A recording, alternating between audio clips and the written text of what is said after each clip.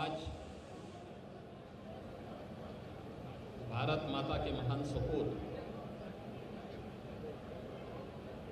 भारतीय जनसंघ के संस्थापक अध्यक्ष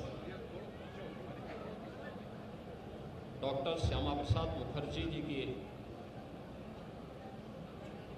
पावन पुण्यतिथि है।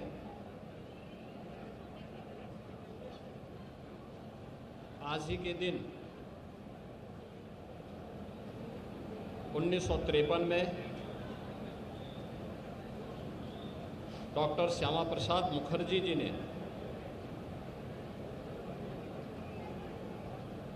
अखंड भारत के लिए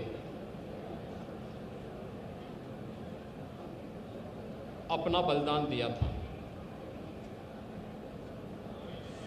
डॉक्टर श्यामा प्रसाद मुखर्जी जी एक महान शिक्षाविद,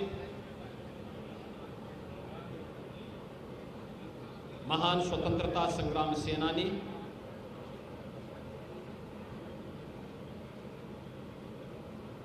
और एक भारत श्रेष्ठ भारत के स्वप्न दृष्टा थे। स्वतंत्र भारत में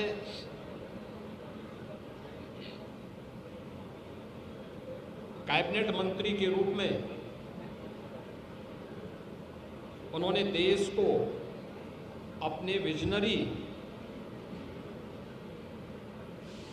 नेतृत्व से लाभान्वित करके देश की औद्योगिक नीति को तय करने में बड़ी भूमिका का निर्वहन किया था।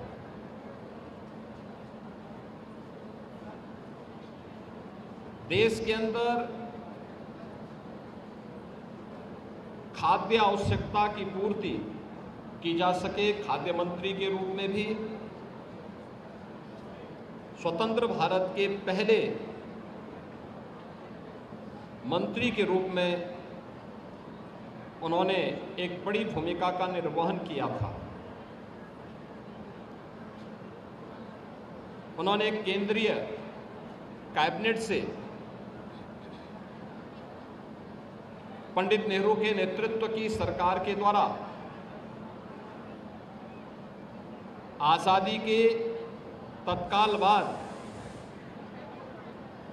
राष्ट्रीय एकता और अखंडता के साथ किए जा रहे खिलवाड़ को देखते हुए उन्होंने इस्तीफा दे दिया था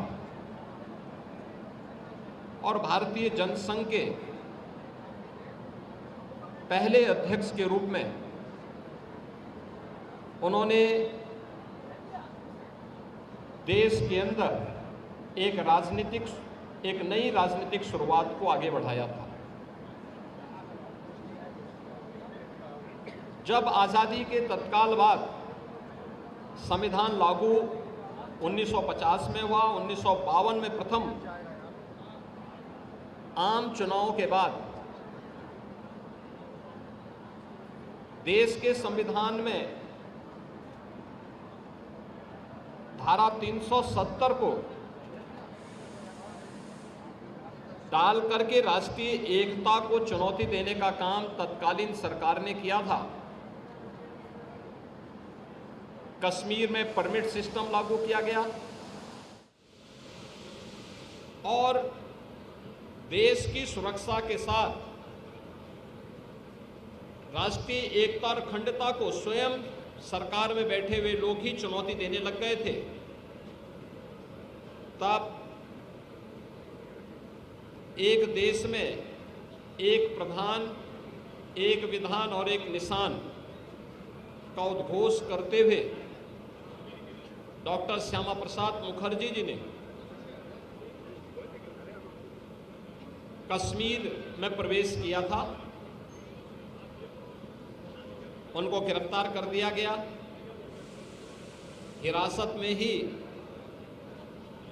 23 जून 1953 को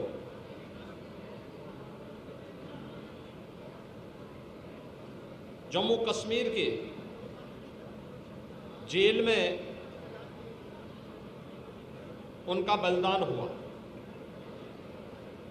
डॉक्टर श्यामा प्रसाद मुखर्जी जी ने 1953 में जो सपना देखा था,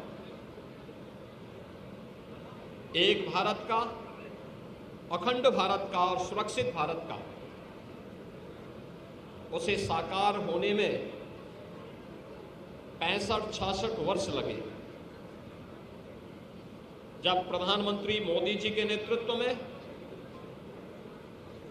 5 अगस्त 2019 को कश्मीर में धारा 370 समाप्त हुई और आज जम्मू कश्मीर लोकतांत्रिक मूल्यों और आदर्शों के साथ भारत के संविधान की भावनाओं के अनुरूप एक भारत श्रेष्ठ भारत की इन परिकल्पनाओं को साकार कर रहा है।